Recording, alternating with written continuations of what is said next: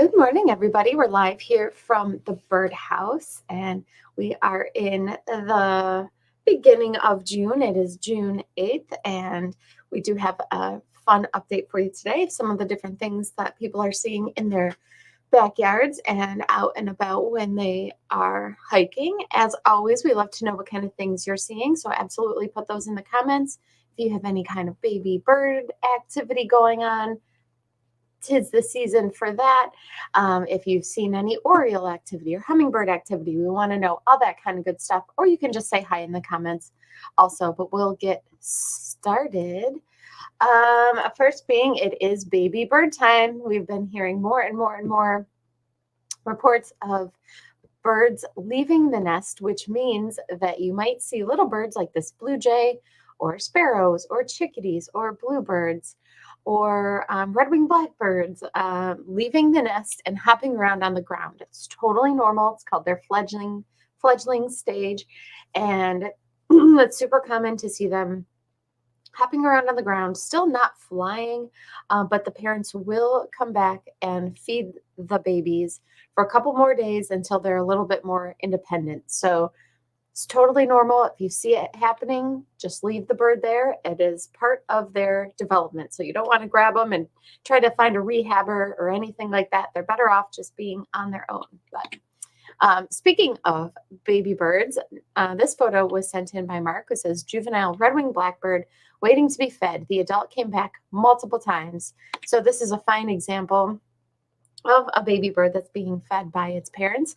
Mark took these pictures and sent them in of a fledgling red-winged blackbird. So you can see it's sometimes they'll perch on little twigs or branches. Sometimes they'll be hopping on the ground.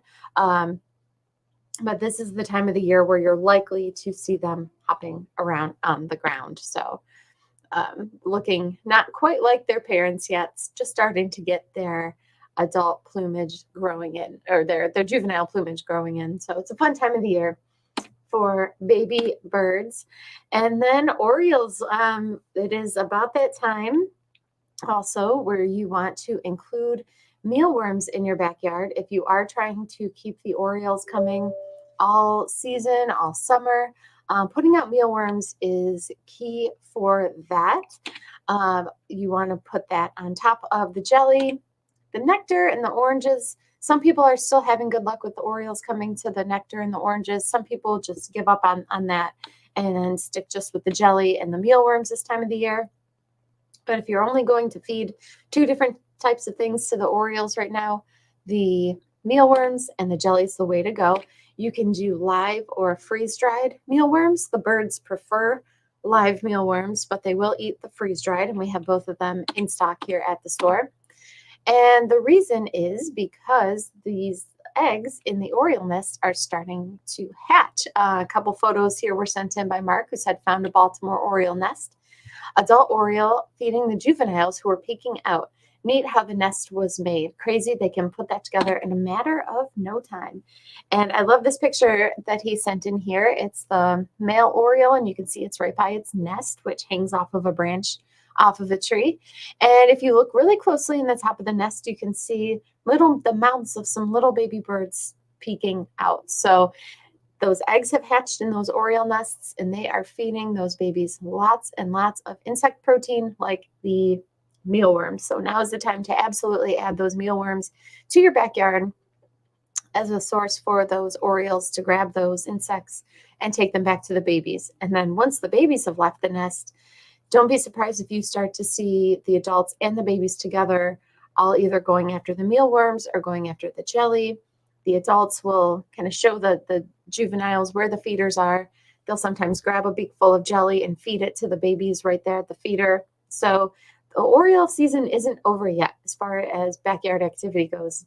You might be getting these juveniles all summer long once they leave the nest. But right now, you want to put out the mealworms in order to attract more of them or to keep those adults coming, and they will absolutely grab those and feed their babies. If you've got some nesting orioles around, that is the key to keep them around. So what some people do is if they have a feeder like this that has the two cups in it, where at one point, it was both cups were filled with jelly. Sometimes people will put mealworms in one, jelly in the other. If you've got just a hanging little dish like this one, which is super popular, you might want to ditch the jelly for a little bit and just put mealworms in there and see how that goes. So now's the time to add that insect protein to your backyard. Ruby-throated hummingbirds are back in town and have been back in town for over a month. People are reporting them in their backyards, but not in any kind of large numbers. Having your feeders out there with the sugar water in them is key, and then also blooming plants. So we've done classes on butterfly hummingbird plants in the past, and we'll talk about some of those as the season goes on. But absolutely, you want to have a mix of both. It seems like the hummingbirds will come to the feeders quite often in the early spring and in the fall when they're migrating. There might not be a whole ton of plants in bloom. But then in the summer months, they tend to really like these natural sources of nectar, like cardinal flower in this picture here, or bee balm. There's so many different hummingbird plants out there, and you want to have a mix of both the feeders and the plants for your best bet of getting a nice selection of hummingbirds, a nice population of hummingbirds in your backyard. Bluebirds, we're getting reports of bluebird babies out in the world. They're leaving the nest boxes. This was a series of photos we've shared before, sent in by Michelle, who has been watching her bluebird babies grow up and go out into the world.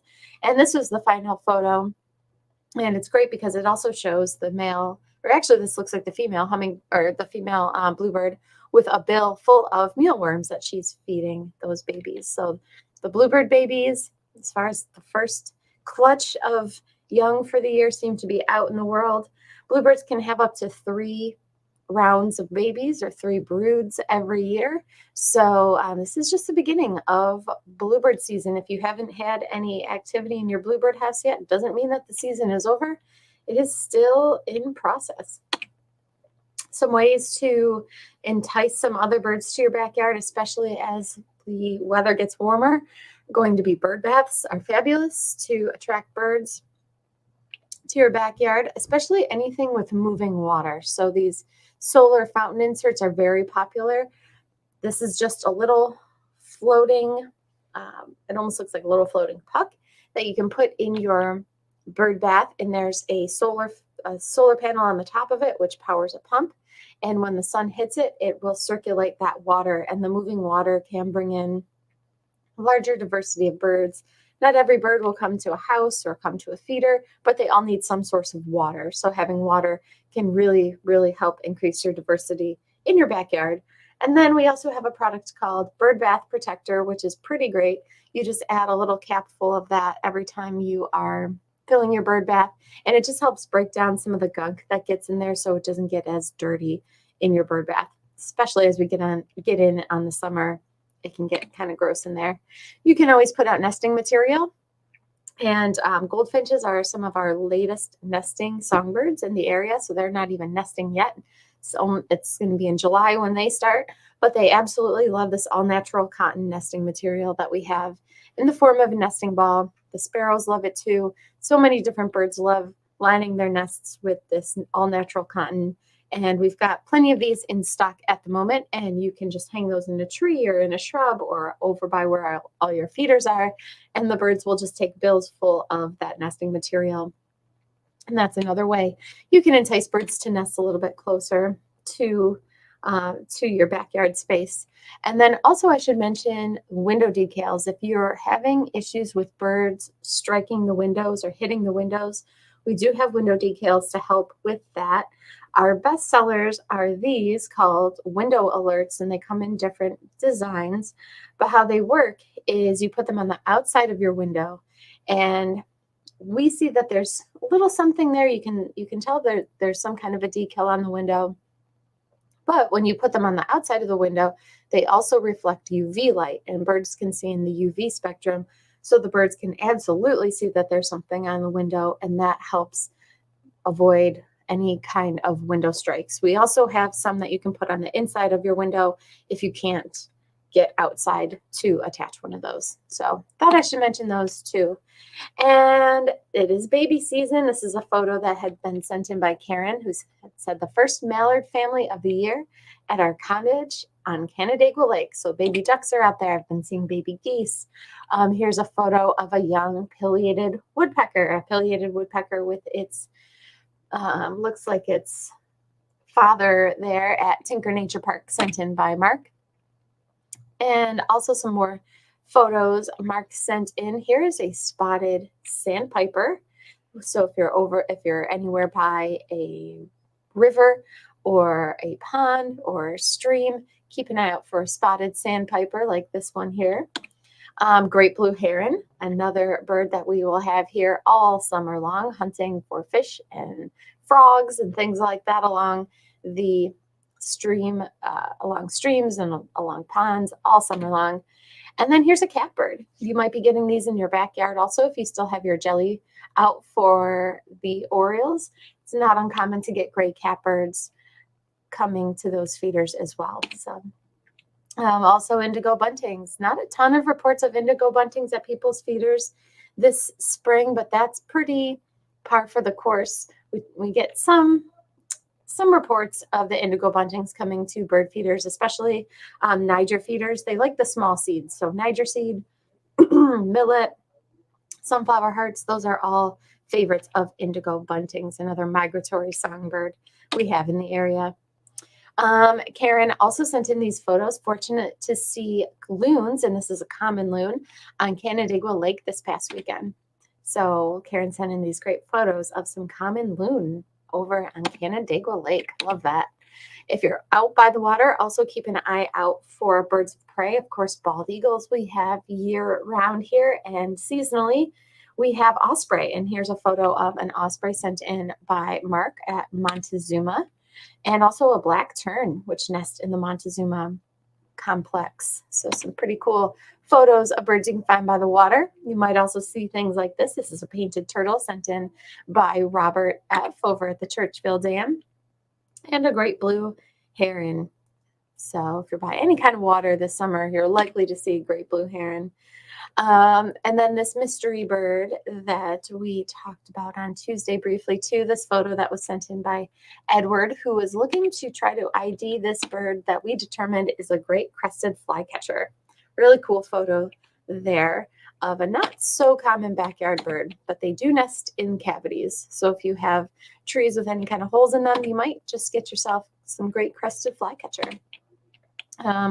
Some grassland bird photos were sent in by Mark of this Savannah sparrow and also bobolink. So if you're by any wide open meadows or areas of grass that don't have a lot of trees, keep an eye out for these, which are both migratory birds we have here all summer long.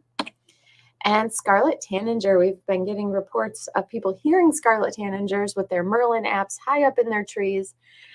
This is a bird that will come down to bird baths sometimes. So if you're hearing scarlet tanager, I would highly suggest you put out a bird bath, again, with one of those solar fountain inserts so the water is moving to help attract them to come down to closer down to the ground where you can see them a little bit more.